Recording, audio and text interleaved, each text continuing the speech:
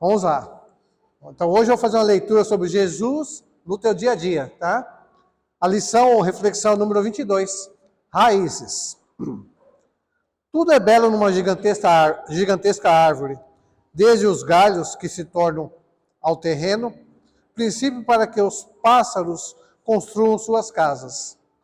Passando pela copa verdejante, que encanta os olhos, até a sombra agradável que alberga em seu seio, viajantes cansados. Porém, o mais importante de tão bela construção da natureza é aquilo que os olhos não conseguem ver, porque permanece em local discreto. As raízes são elas que, em laboriosa humildade, mantêm todo o resto de pé. Na vida, meu amigo, para que não caias, mantenha suas raízes no trabalho. O trabalho no bem é o que o manterá de pé durante a tempestade da caminhada.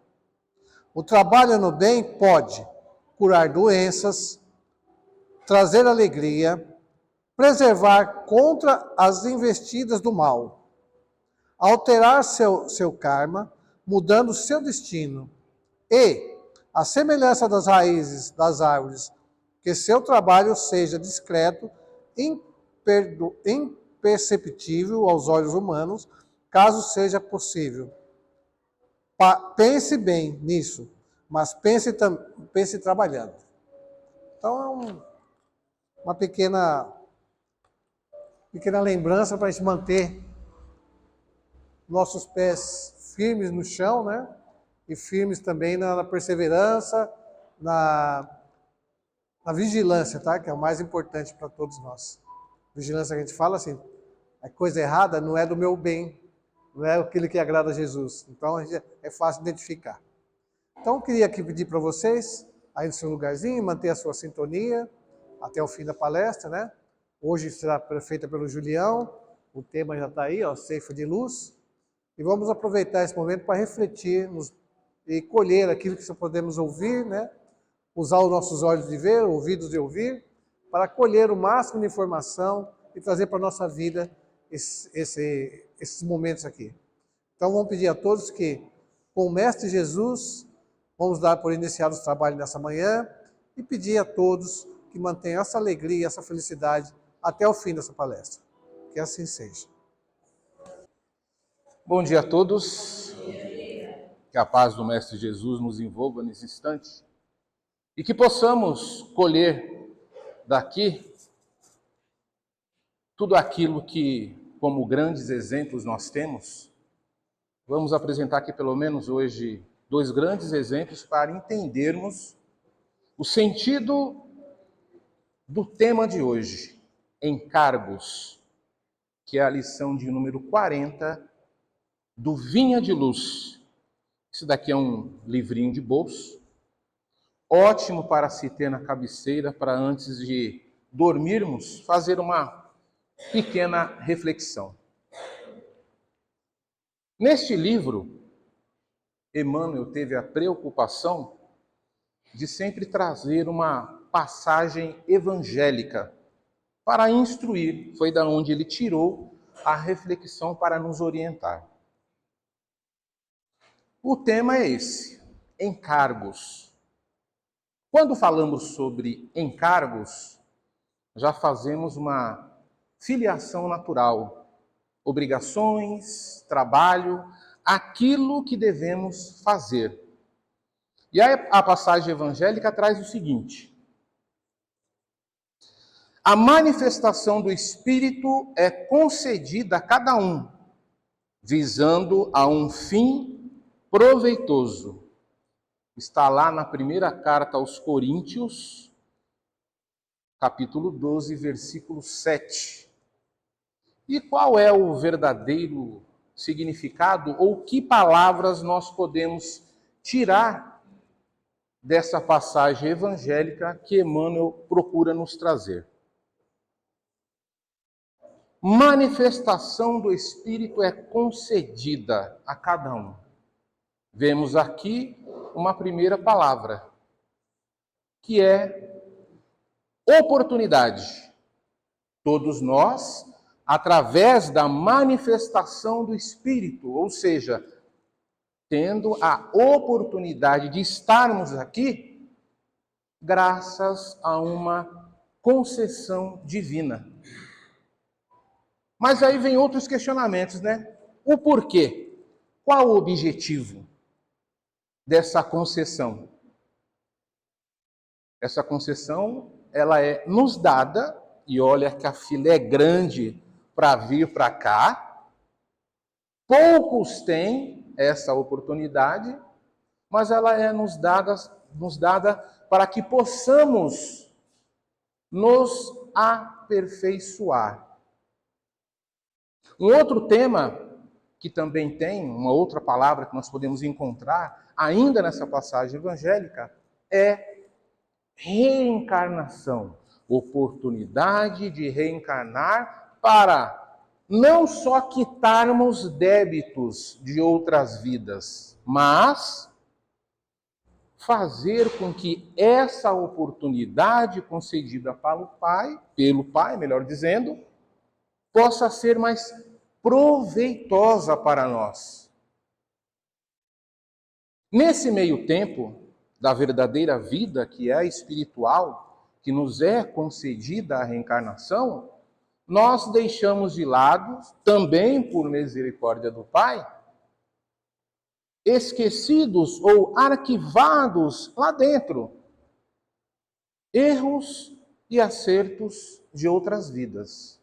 Mas isso tem um grande objetivo, que é que a não pensar, a não reviver determinados pontos, comecemos a partir de hoje, do agora, uma transformação, uma melhora nas nossas atitudes.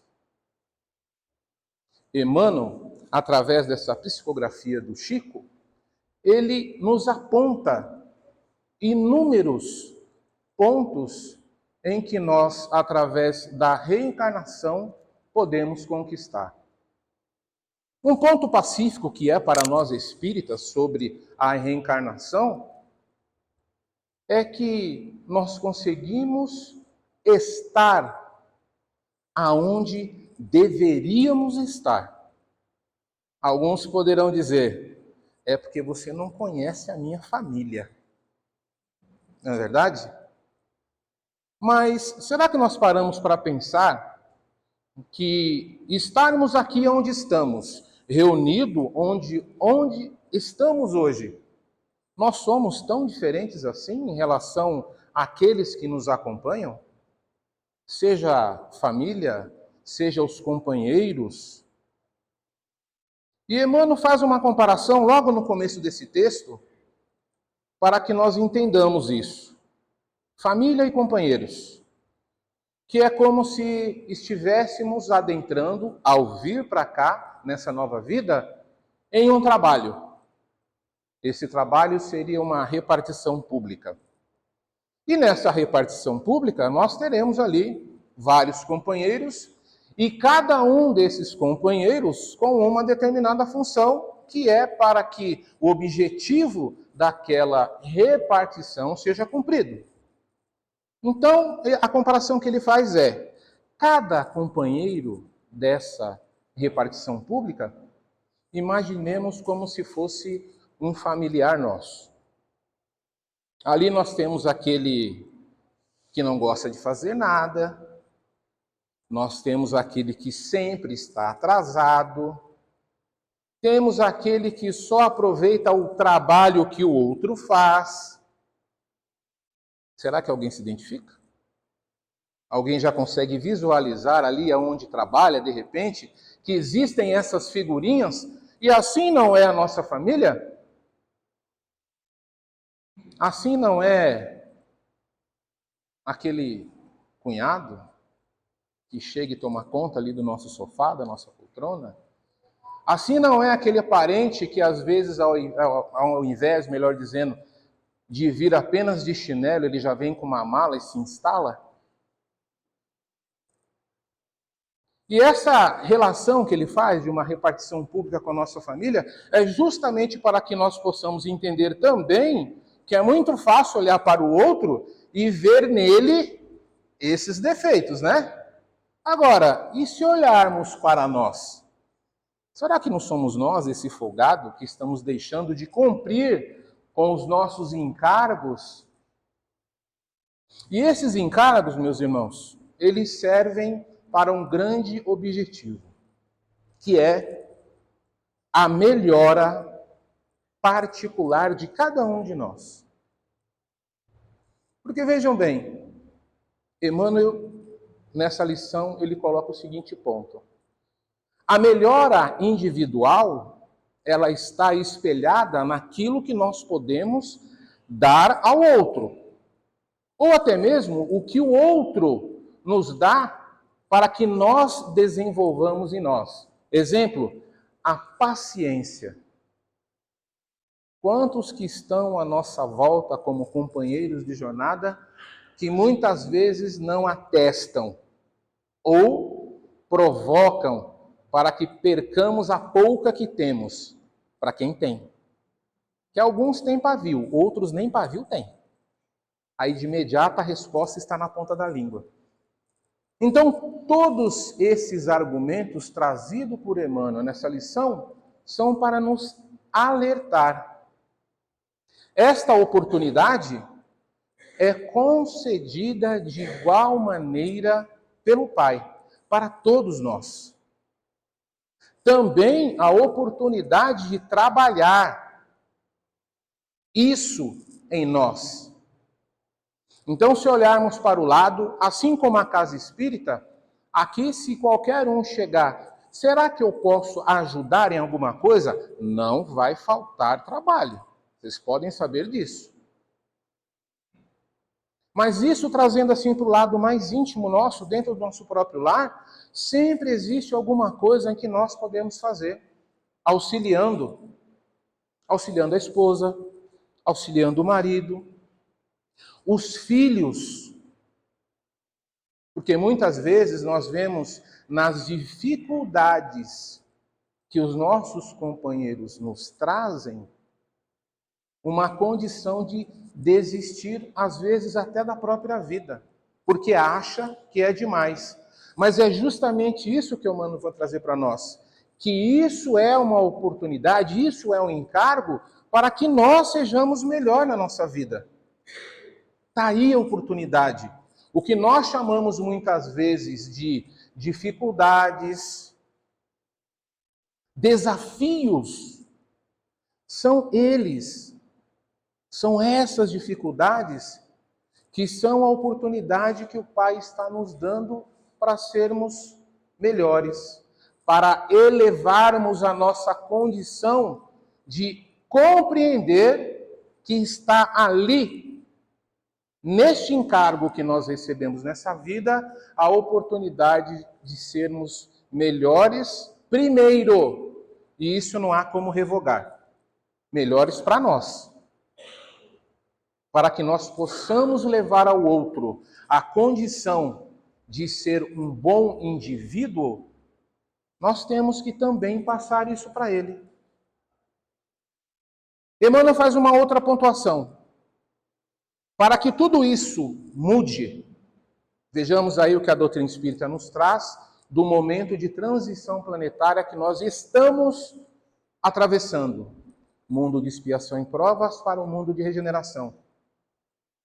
Quando nós nos melhoramos, nós auxiliamos que para o todo também aconteça essa transformação. Pequenas atitudes. Mas eu não sei nada, eu não sei como contribuir.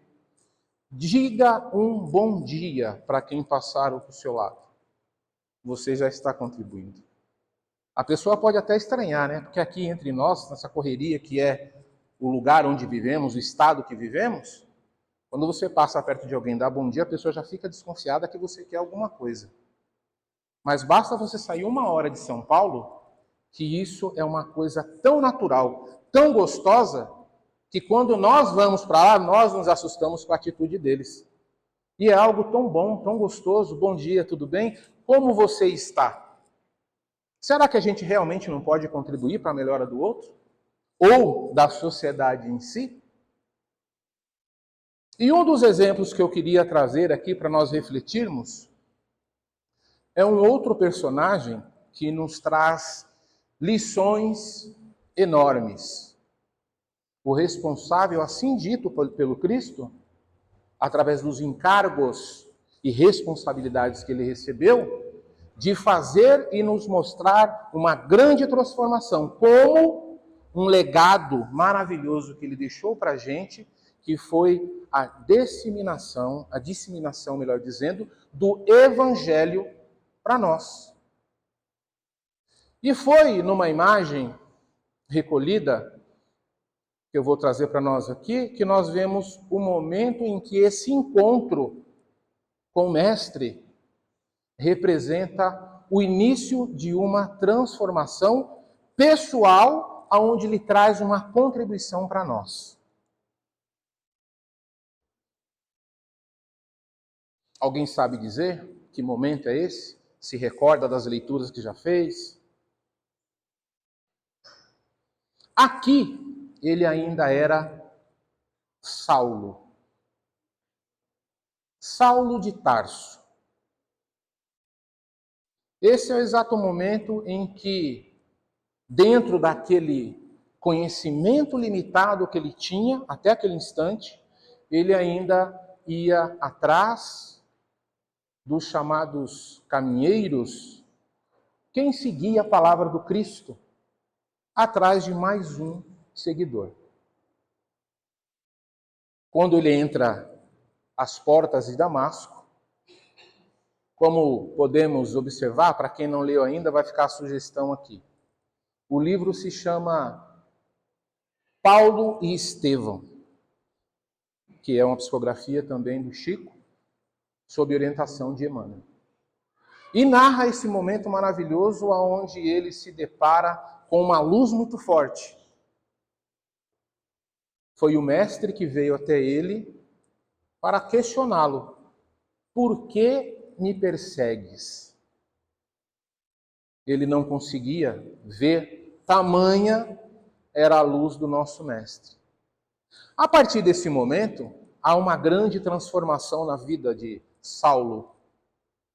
Ele começa a compreender qual era o verdadeiro objetivo, qual era o encargo que ele tinha como responsabilidade, a sua mudança. Depois de algum tempo, depois de encontrar com Ananias, senão eu vou contar o livro inteiro, ele começa essa transformação.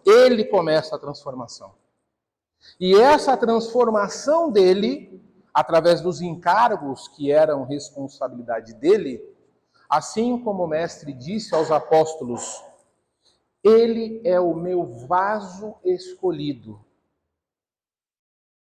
ele começa um grande trabalho que nós sabemos que, graças a ele, nós temos hoje em mãos e na mente o Evangelho do Mestre Jesus. E é justamente por conta dessa transformação, desses encargos que ele começou a cumprir, que mas muito contribuiu para tudo que temos hoje, inclusive em relação à própria Bíblia Sagrada. Trazendo assim um pouquinho mais para próximo de nós temos também um outro grande homem que contribuiu para todo o conhecimento que nós temos. As contribuições de Francisco Cândido Xavier nos auxiliam e mostram também quando ele, desde cedo, começa a contribuir através daquilo que a ele foi dado como um encargo. Na época, aqui, para nós, ainda existia pouco conhecimento sobre a doutrina dos espíritos. Ela estava ainda muito regionalizada, mas foi a partir de Chico, através dos seus livros, mais de 400, que isso começou a se espalhar de tal maneira que as pessoas começaram a conhecer melhor e entender o trabalho que foi deixado por ele. Tem um conto do Chico, em um dos livros dele. O livro se chama Contos. E esse conto vai fazer uma referência a Paulo sobre aquela pequena palavra, vaso. E é uma história que eu já contei aqui, alguns já ouviram, mas ela é muito interessante e nos auxilia. O tema desse conto é justamente o vaso. Aquela época, o vaso era um objeto em que tinha muita utilidade. Ora para fazer uma reserva de água, ora para fazer a reserva do azeite. Azeite, hein? Nossa, tá caro, né?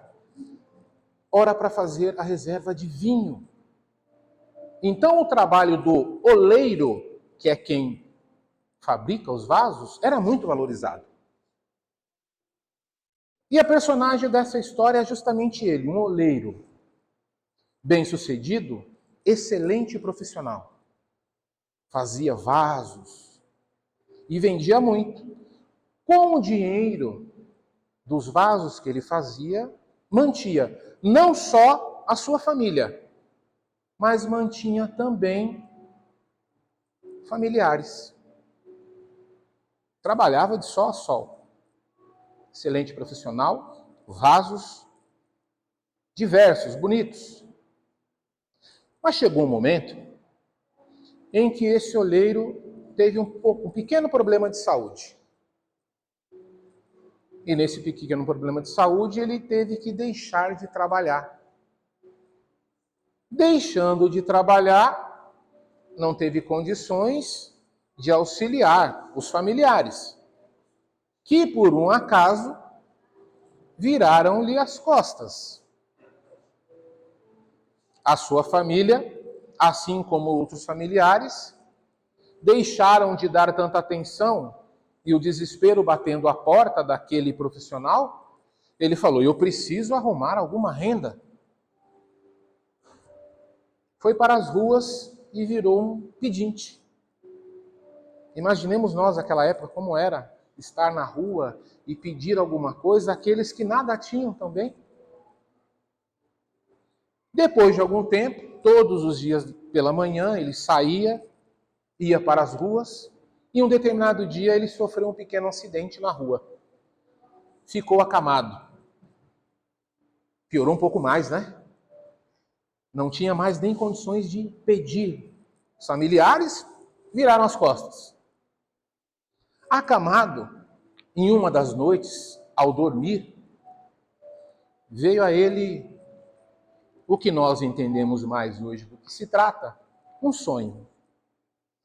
Neste sonho, um irmão veio até ele e perguntou: como você constrói, como você fabrica aqueles vasos. E ele esclareceu como ele fazia, como ele moldava, como ele levava até o forno, explicou que era justamente o calor do forno que dava a consistência necessária e trazia a qualidade para os vasos que ele fazia. E era dali, daquela qualidade, em que ele tinha condições de vender por um preço bom e fazer o sustento da família e dos familiares. E neste sonho ficou ali, muito bem gravado por ele, quando esse irmão conversa com ele durante o sonho, para que ele entendesse a importância do processo da fabricação do vaso, que nós vamos trazer para a nossa realidade. O vaso, para ser moldado, o vaso, para ter qualidade, para ser bom, ele passa pela têmpera do fogo. E o que é o fogo para nós, hoje aqui? As dificuldades, os desafios. Quando nós incorporamos a nossa vida o entendimento de que esses desafios que passamos são necessários para que nós, enquanto vasos, melhoremos, nós começamos a compreender o verdadeiro objetivo de estarmos aqui. Esse questionamento, quando nós olhamos para a própria história do homem aqui na Terra, sempre foi feito. De onde vim? Para onde vou? Por que estou aqui? E a doutrina espírita nos esclarece trazendo exemplos como esse. Compreendendo ali, o oleiro, os ensinos trazidos por aquele irmão, ele se motivou. Após alguns dias, se recuperou e voltou à fabricação dos vasos. E nós? Quando nós vamos acordar, compreender que os desafios que nós temos no nosso lar, nos companheiros de caminhada, são uma lição e nos auxiliam. Quando nós vamos compreender isso? A oportunidade trazida ali no primeiro trechinho trazido do Evangelho vem falar sobre isso para nós.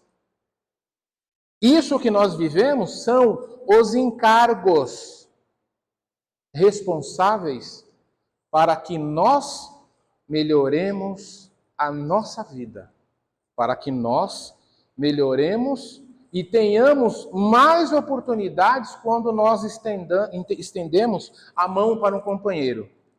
Tem um pedacinho da lição em que o nosso amigo Emmanuel, ele faz a seguinte afirmação: ninguém está privado do ensejo de auxiliar o próximo, elevar, consolar, instruir, renovar.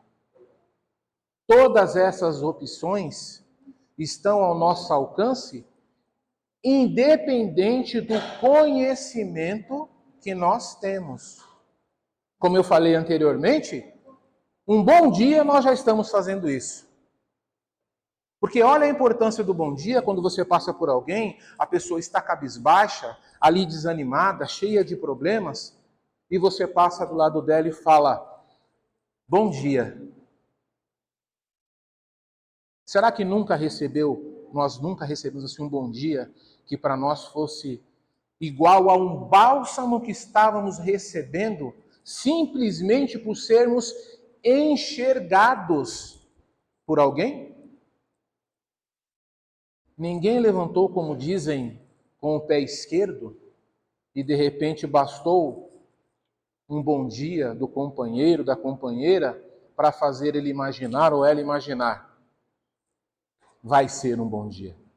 Assim como é o nosso hoje, iluminado. Então vamos refletir em cima dessas pequenas coisas.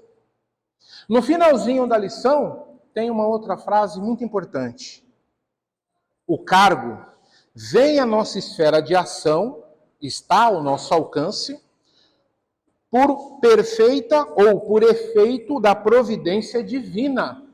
Essa concessão feita pelo Pai é justamente para que nós tenhamos coragem de fazer, como Paulo, uma transformação na nossa vida e consigamos ser instrumentos de auxílio e de transformação própria nas nossas atitudes. Mas a valorização do encargo parte de nós. O chamamento nessa última frase dessa lição é para que nós tenhamos a ação como objetivo. Porque buscar conhecimento, buscar aprendizado, mas guardar para si, não externar para o outro, nós estaremos estacionados sem a condição de evoluir. Reservar tudo isso para nós mesmos, sem difundir, sem levar para o outro, sem abraçar, é a mesma coisa que não tivéssemos aprendido nada. Esse é um dos objetivos da doutrina espírita. Quando olhamos para essa imagem do Mestre, que é para nós o verdadeiro caminho e a luz no nosso caminho, nós percebemos o ensino que uma imagem pode fazer nas nossas mentes. Que nós possamos ser essa luz, mas que façamos com que essa luz, através da nossa melhora, da nossa transformação, através desse encargo que recebemos como providência divina, vamos fazer jus a ele. O maior educador que já passou aqui na Terra e deixou tanto exemplo através do evangelho difundido pelo ensino bíblico, pela doutrina espírita, trazendo as minúcias dessas palavras, é capaz sim de transformar a cada um de nós quando nós utilizamos esse aprendizado para levar ao outro. Quando nós fazemos isso, nós não estamos simplesmente melhorando a condição do outro. Nós estamos melhorando a nós. Que possamos fazer isso hoje e sempre. Pois é isso que o Mestre espera de um verdadeiro cristão. Que vocês tenham um ótimo dia, cautela nas manifestações carnavalescas e que tenhamos um domingo maravilhoso. Muito obrigado, meus irmãos. Vamos aproveitar essa imagem para nos conectar com o Pai. Vamos elevar o nosso pensamento, fazer jus à oportunidade concedida pelo Pai para nós nesse instante. Vamos dirigir a nossa palavra a Ele? Mestre Jesus, agradecido que estamos por todo o conhecimento que deixou para nós, buscamos nesse início de domingo a condição verdadeira de sermos instrumentos em sua seara. Querido irmão, obrigado. E que façamos desse dia um dia maravilhoso, não simplesmente para a nossa alegria, mas para a alegria daqueles que nos acompanham. Obrigado, Mestre. E que a tua paz, a tua luz, o teu ensino esteja conosco hoje e durante toda a semana. Graças a Deus, que assim seja.